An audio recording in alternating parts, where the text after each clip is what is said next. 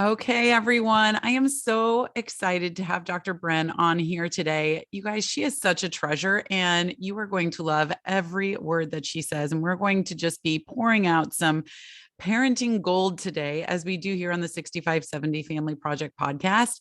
And I'm just so excited to have you with us, Dr. Bren. Thank you so much for having me. I'm really glad to be here. Oh, thank you. Okay. Well, I want to get into the nitty gritty of all of this, and it always starts with a story. So, can you share with us just your story? How did you become a clinical psychologist that helps parents find their inner confidence? Love that, by the way, and raise healthy, resilient kids. How did you get to this place? Yeah, I mean, kind of indirectly. Like I always knew I was going to be a psychologist. I went to graduate school for psychology. That was the plan, right? But my work as a psychologist really started out working with adults. I did a lot of work with adults with chronic childhood trauma, a lot of attachment repair work, people who really struggled in adulthood to feel secure in themselves and in their relationships, very dysregulated experiences in life, highly volatile. And I was doing a lot of work in that population, loving it, had kids, started growing my family. I had my son, and my son went to a daycare in Manhattan that was RIE informed, which RIE stands for Resources for RIE, Resources for Infant Educators, which is a funny name, but it's like a parenting philosophy that I've since become very enamored with.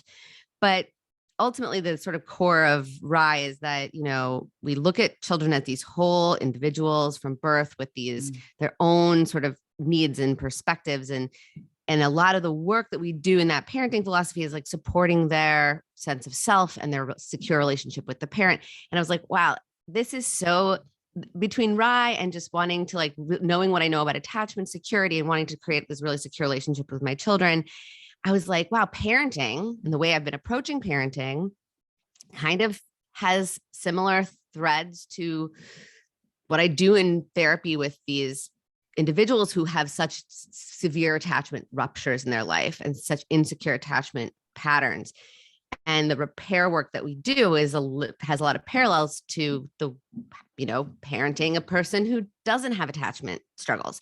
And I was like, it kind of clicked for me. I was like, if I could help parents understand these fundamental ways of, the fundamental ideas behind secure attachment, how to develop resilient children, how to support resiliency in child development, how to use the parent-child relationship as the vehicle by which you parent, rather than like all these behavioral manipulation strategies, then I would likely be helping parents to raise children who when they're 30 and 40 might not need me as a therapist. Right? I was like, and so I was just kind of like, I don't know. I just wanted to kind of reverse engineer the work I was doing and start at the core, which I really feel like starts in the home with families and helping parents feel healthy.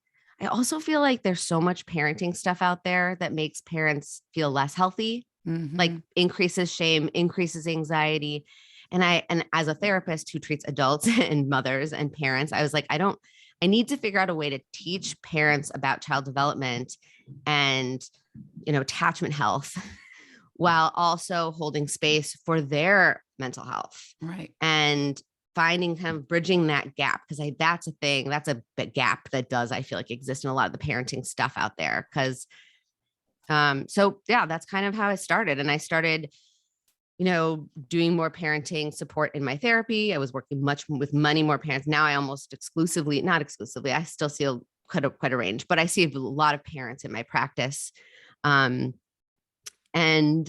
And I have like courses, like parent education courses on helping that, just build that knowledge. So I pivoted, and I'm so glad I did. Yeah, I'm right there with you. I pivoted too. And it was out of realizations in my own family. And my entire life I have learned and taught and learned and taught, learned, and that's where all of my pivots have come from. But for all the listeners, I do have to say my voice is off because I lost my voice on roller coasters with my girls this past weekend. So if you're like, oh no, she's sick, I promise I'm not sick. I just screamed a lot, dropping 325 feet in the air. Oh my So gosh. That's I'm a good. really good reason to have lost your voice. How fun. Yeah. One of my daughters I was sitting next to, she looked at me, she's like, Mom, you didn't like roller coaster scream, you like death screamed. And it's like, I said, it's because I thought I was going to die, but it's fine, let's do it again. So okay, so I just had to say that aside. But I was just doing a talk yesterday and talking about how when my oldest, who just turned 17, gasp, she just turned 17, but when she was 2, I remember having this conversation with somebody that I had met. We were on a walk, and I don't know, it was another parent we had just met. And I said something to my daughter. I don't even remember what it was, but it caught this other person off guard. And she was like, oh, you talked to her a little bit differently. And I was like, what? And we got into this conversation, and I told her, well, she's an adult in the making, and I've just always seen her as her own person, and this, her own birth story of this adult that she's going to be someday. And so I don't know, when you were talking about Rye, it just kind of reminded me of that conversation that I had of always looking at her and all of my children as these little individuals that we get the pleasure and great responsibility of raising and being the architects of their beginning. So anyway, Yes. yeah. Yes. But I love where you've come, and I love, love, love the work that you do. I think it is, I agree that having the work in the home is the best way to change not only their future, but honestly, the entire world's future as a collaboration of what's happening in the homes today. So you mentioned in there resilience a few times, and Mhm. resilience is a core pillar of the work that I do as well. I work with parents that have young women in the second half of childhood, and that's Mhm. really where I focus my energies. But resilience is obviously a big piece of that. So I would love to know, what does resilience mean to you in your practice, and what are some of the ways that you help this be instilled in the bedrock of these children's childhood and subsequent lives? Yes. Well, I think one of the things that I do with parents and with families and with kids is help people realize that resilience is not like this innate inborn thing. Like I think that's a myth that people have about resilience. Like some people are Yes. resilient and some people aren't. And that if we start to think about resilience as a series of skills that and almost kind of like musculature that we have to exercise. Mm-hmm. And it's, built up around distress tolerance, frustration tolerance, the capacity to keep going when things are hard, to, resist the urge to quit, also to give ourselves permission to quit Mm-hmm. when we don't, honoring our truth, being able to be tuned into that internal experience. Like these are all things that it's almost like, yeah, those are all the muscles. And when you strengthen all those muscles by practice and, having an environment that supports that musculature, then that all kind of comes together to create this package of resilience. And, resilience requires a lot of flexibility. It requires a lot of self-compassion. It requires a lot of mindfulness. And so it's not just one thing. Mm-hmm. And I think that also helps us to realize that there's a lot of things we're probably already doing that support our own resilience as parents and our children's resilience as parents. And just logging a lot of that stuff helps us to say, oh, maybe I am more resilient than I realize. Like, and then when we see ourselves as resilient, it's a bit of a self-fulfilling prophecy, right? If I think about myself, or if my child thinks about themselves as a resilient human being, when faced with a situation where we have to use those muscles, we're going to have a lot of confidence that we can do that. Mm-hmm. Exactly. Yeah. And so when I start working with families, there's this very large questionnaire that they fill out so I can really get into their family. But one of them is talking about and having the parents understand, what have you gotten through in your life, right? What have you been through? Not that's, killed you and brought you down because you're still here, but what have you really walked through? And it is very eye-opening to have those conversations with adults because they're like, oh, it's been okay. Well, actually, there was this one time I got through that. That was really hard. And I got through this and that was really hard. I mean, Mhm. pregnancy itself or adoption itself or what have you, like that is really hard stuff to get through, but you did, right? And so Yes. bringing that confidence to the surface, because the world is quick to push it down.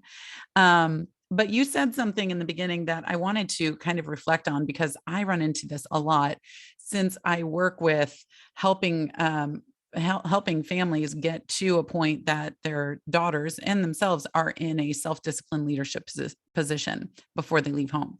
And leadership, like resilience, is one of those things that so many people say, oh, Mm. born leader, not a born leader, or born Mhm. leader, born follower, right? Which is Yeah. even more diminutive. So anyway, I see this a lot, and helping people realize that, yeah, you actually have a lot of this in you.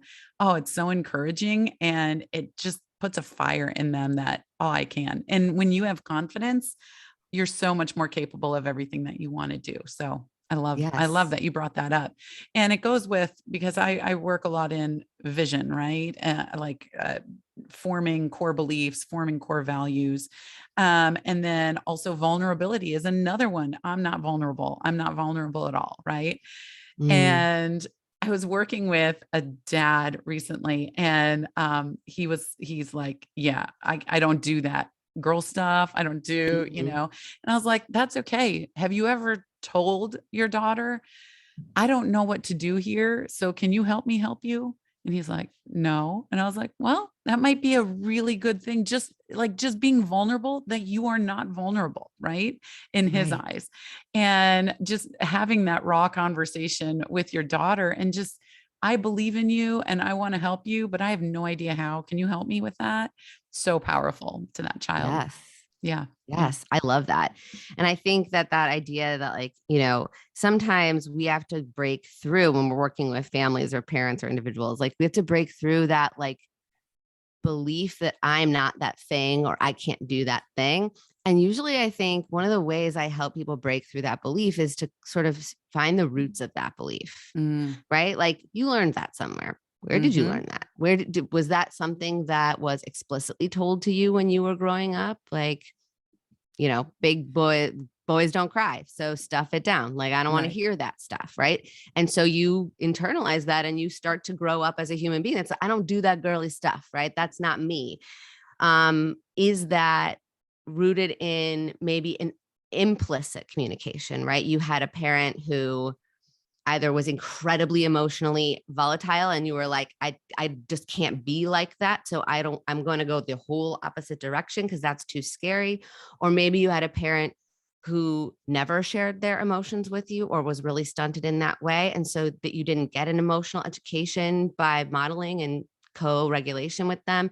So, like, if you're sitting here listening to this being like, I'm not resilient, or I don't do vulnerability, or I don't, whatever that I can't do or I don't do, explore the roots of that belief, because I bet you it's rooted in an earlier experience. Yep. Yeah. And that's what's so touching with your work, my work, working in this childhood experience so much. I would go to say nearly everything, and I don't say that word lightly, nearly everything in our adult experience, our knee-jerk reflex reaction has roots in those first, 18 years before you left home. Yeah, Nearly everything. right. It's so That's powerful. why that work that we do, like, we got to reverse engineer stuff. Let's Yes. help the parents create that early experience for the child that's a little healthier, a little bit more open, a little bit more safe to have all the feelings so that people aren't growing up and then cutting off parts of their emotional experience, um, and not knowing what to do when they're adults, when those emotions are in their lives, in their children's lives. So it's like, it really is an intergenerational transmission of trauma. Like, Right. and we're part of that. We're part of that cycle, and we can break that cycle by becoming a lot more aware of how our childhood stuff is showing up in our parenting, Mm-hmm. and not necessarily doing the exact opposite. Sometimes it means being in that middle space and saying, my gut wants me to like run that complete opposite direction. But sometimes that's not helpful either, because we end up in like a polar extreme. Yeah, absolutely. And I'd love to hear your take on this too. So I feel like, I mean, well, I don't feel like we live in fast forwarded lives. I mean, the fact that when Mhm. we get up in the day, the first 30 to 60 minutes of our day, we take in more information, typically, unless you're getting up and meditating or what have you, but we're taking in more or information than like, Pa Ingalls did in a year, And so we are living on fast forward Oh, compared yeah. to our ancestors. So when they were talking about, oh, I'm feeling this, I'm going to ponder this for 3 days. Maybe I'll take a week. I don't know. Maybe I'll have a discussion with this in 2 weeks. That's not our world today. And our kids, especially, are living on even faster forward than we were, because I Mhm. didn't have these little, techno boxes in my hands all the time when I was growing up Yeah. like they do. And so they are running through these emotions like water coming out of a faucet. And if they don't know how to deal with them, they drown really, really easily compared to how it was, way back Yes. when, or even when I was a kid. And Yes. so that's another reason why, I mean, and you can speak to that too. Why the work when they're now in helping them with emotions are a much bigger part of the story than they were back then. Yes. Yes. And I think that, yes, the speed, the ability of emotions, like, Yeah. you know, as a grown up, if I'm on my phone and I'm going through Instagram, which I do, definitely do, I will feel, you know, 10 different emotions in like the scroll of like the span of a minute scrolling, right? And Yeah. I am an adult with a fully formed prefrontal cortex. And, I have skills to regulate my emotions. I have skills to take perspective. So when I see something on Instagram that's like, oof, that makes me feel a little bad about myself, I have the capacity to notice that I'm having that feeling, check in with myself and say, does that feeling hold weight? Is that true? Or was that just kind of like a quick automatic thought because I saw something that made me feel not so great about myself? Do I feel good about myself overall? Like, I can do all that work, and I can do it kind of fast, right? I can't always do it. Sometimes I'm like in a funk afterwards. I'm like, why am I in such a bad mood? And then I'm like, oh, because I Yeah. just like, compared myself to 10 people and now I'm feeling kind of crappy. Yeah. But our kids don't have that structural resilience yet, Right. right? That comes with brain development and maturity and like lived experience and practice and a lot of intentional self-education, right? And we, of course, as parents want to support that, but we also have to have realistic developmental expectations of our kids. A 12-year-old girl who's scrolling on social media is not going to be able to have that level of introspection and self-compassion and reflective functioning and perspective taking that I just kind of described, no matter how much we support them. That's just a 12-year-old brain isn't going to be able to do that much work that quickly. That musculature, while there, is not yet that strong.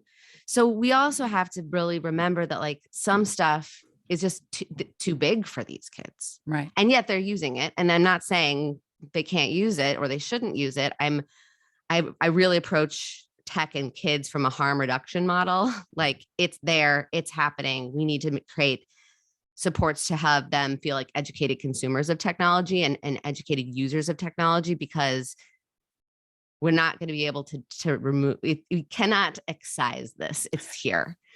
So how do we do it as safely as possible?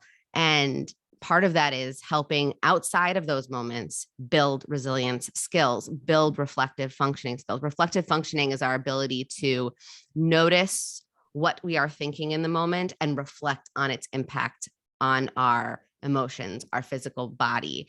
So it's sort of that ability to say, I just saw something on social media.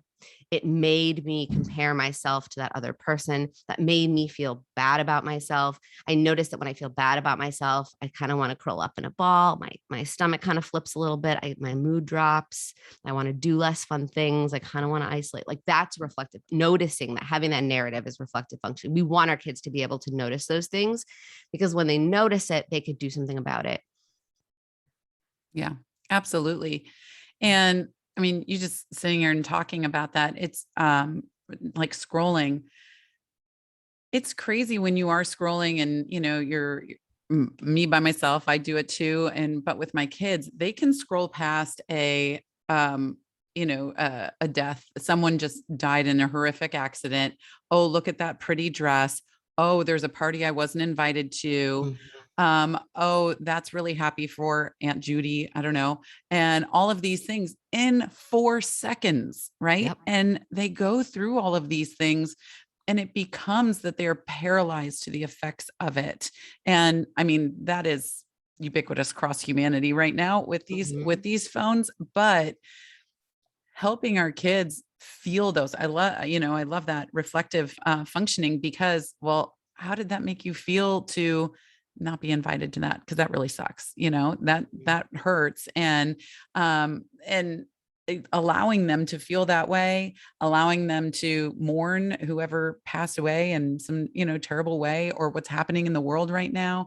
Mhm. So yeah, just slowing down a little bit and having Mhm. them be able to have those, or have those feelings, but that takes conversations with the parents. It takes a lot Yes. of conversations, which Right. are a beautiful thing. But okay, so speaking of, I want to ask you a little bit. You like to help parents better understand their children by looking under their behavior for emotional communication or unmet need.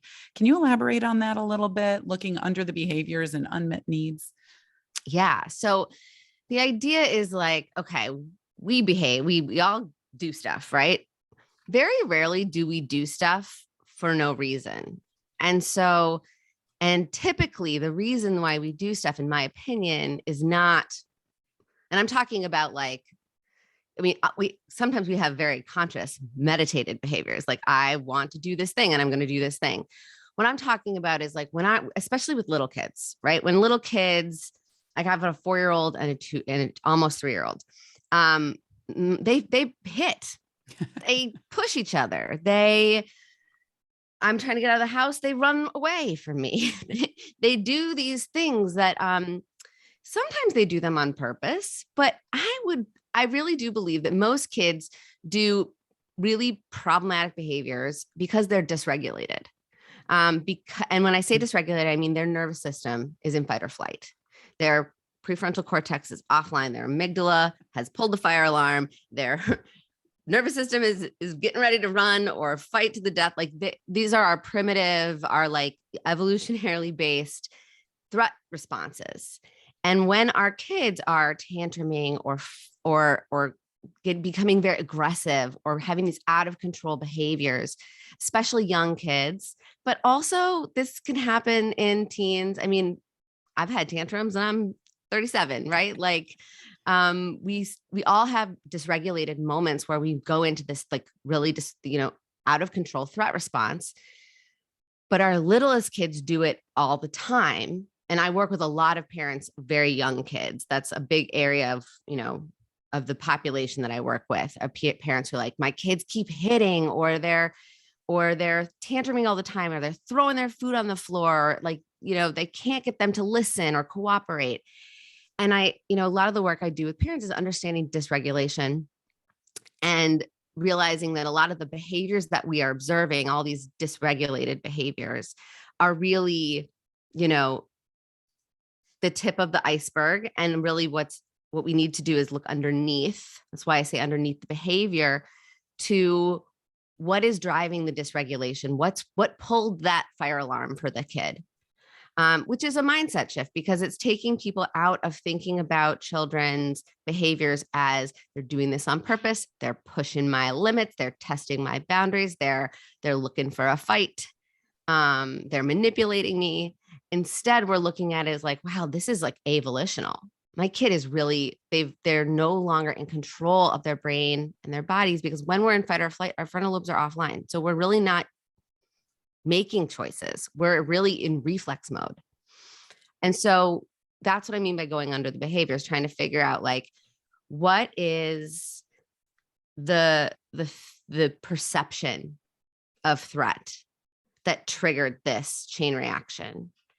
There's a lot of people in my field who are doing work on this too, like Mona Delahook and Dan Siegel and Tina Payne Bryson. And like, this is a lot of the work that I do stems from, the ideas of the regulated and dysregulated brain and body versus my child is doing this behavior on purpose, and I have to punish them so that they learn not to make that choice again. It's a very different way of thinking about behaviors. It's really not about, when we take that part of like, this is not volitional, our feeling state changes, right? If I have the thought, my kid's doing this to manipulate me, I'm going to get frustrated and angry. If I have the thought, oh, my child's out of control right now and they need my help to calm their body down, well, my emotional response to that thought is very different. I lean in. I'm like, how can I help you?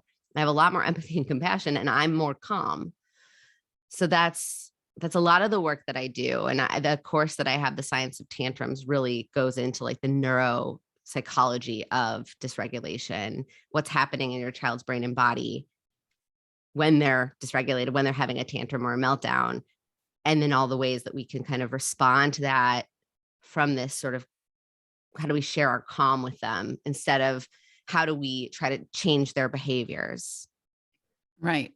And so I'm such a nerd. I have biology, psychology degrees. And so I'm like, I want to know how you're thinking, but I also want to know like literally what's firing in that brain of yours. I love it. And so I love that you have that in there. But I think that is key to parenting. When we can look at them and not think, the manipulation, especially because I work with teens, right? So many parents think they are just being purposely manipulative and terrible human beings. And I've given up and they're 14. And I'm like, oh, no, and, but understanding that there's a story, there's a root there, and we need to help them calm down. There's so much happening in their brain. They're not only going through massive life developments during, late elementary, middle, and high school, but their brains are literally changing too. It's like, it's the ultimate build the parachute on the way down, type thing.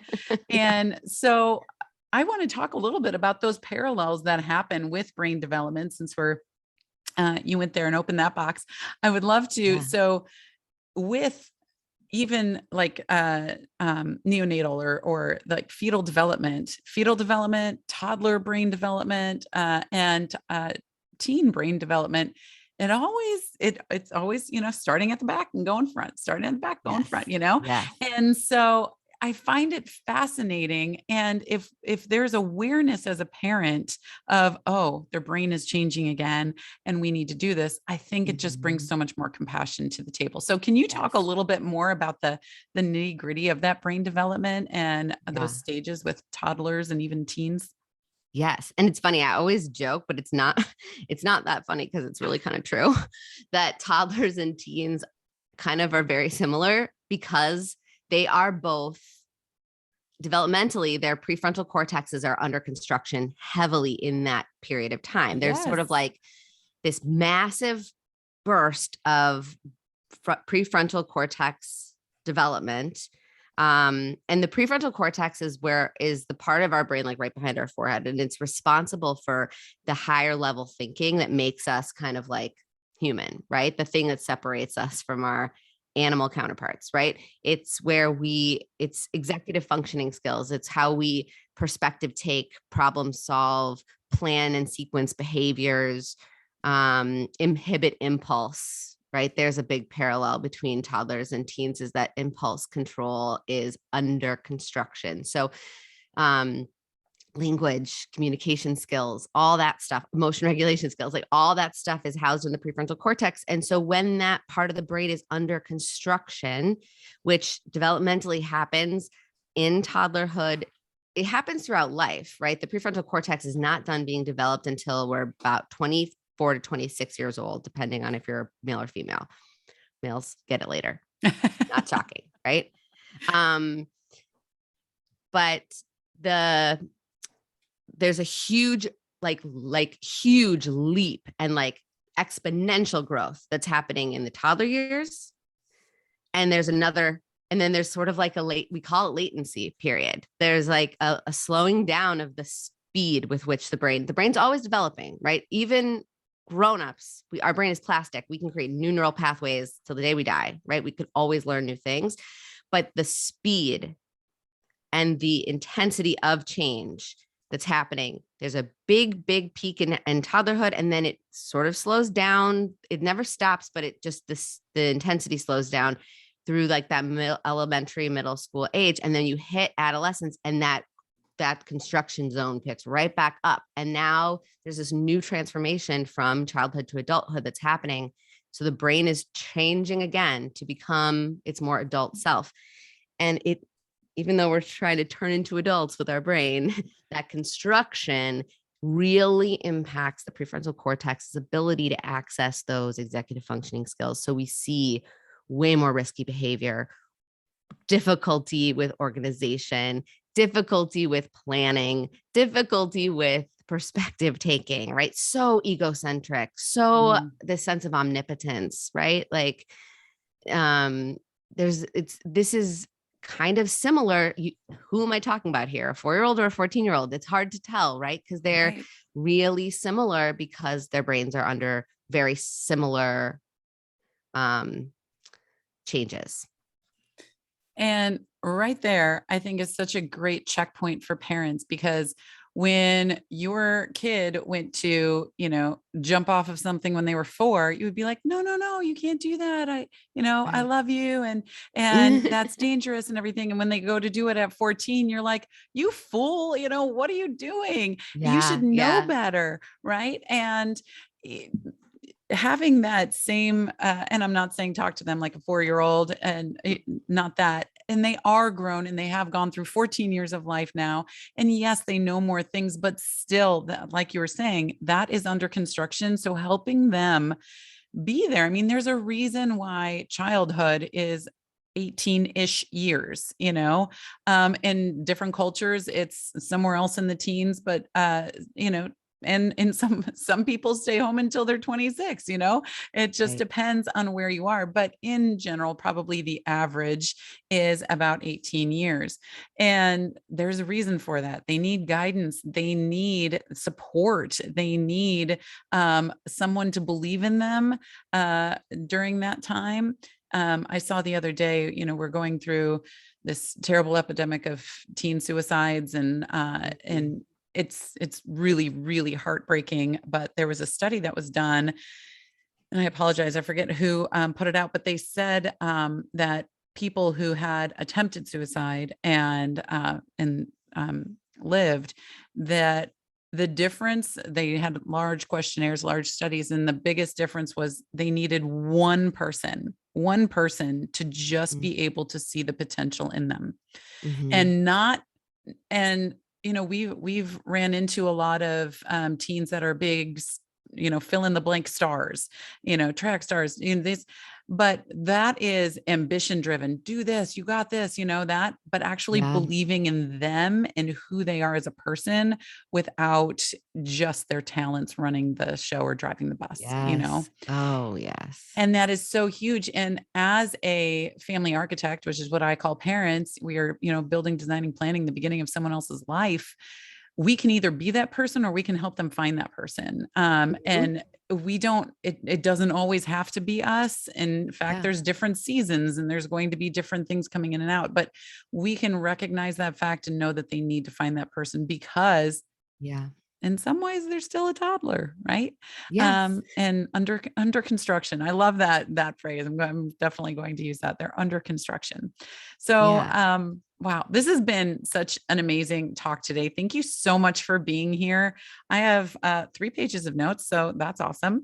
And it is just such a treasure to talk to you always. You are a wealth of knowledge, and your heart is just out there to serve your own family and all of those people that you have been able to help throughout the years and in the future. So thank you for all the work that you do. I so appreciate it. And thank you for having me. This is lovely. Absolutely. Well, I know people are going to want to find you. So can you tell people where they might be able to find you? Yes, absolutely. So you can find me on Instagram, Dr. Sarah Bren. And I have a podcast, Securely Attached. Nellie has been on it. She's graced us with Yes. her presence, and it was a wonderful episode. So you should check that out if you're a big Nellie fan, as I am.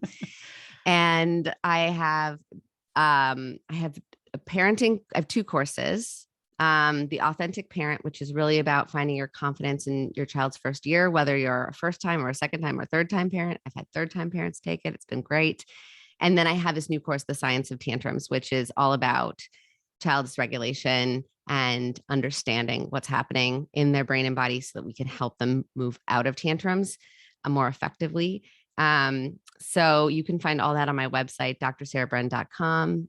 And then I see patients, and I have a group practice in Pelham, New York. So if you're in New York and you want parenting support or child or adolescent therapy or maternal mental health support, check us out at upshurebren.com. Awesome. And I just have to say too, you were talking about first, second, and third time parents. Once you're a parent, it doesn't mean you know everything about parenting. I mean, you can every pregnancy, every time you are a parent, it's different. So don't put that pressure on yourself. And Dr. Bren is your girl. So go and check her out. So thank you so much, everybody, for listening. This was another just amazing episode with great guests on that. We can be sure that we are feeding you and your journey in parenthood. Everyone is different. Every child is different. So we will be back next week with another great episode. Remember just to keep teaching, keep laughing, keep loving, and remember to keep showing up with intention during this 6,570 days that we have in this parenthood childhood journey, because they need you. And I will talk to you soon.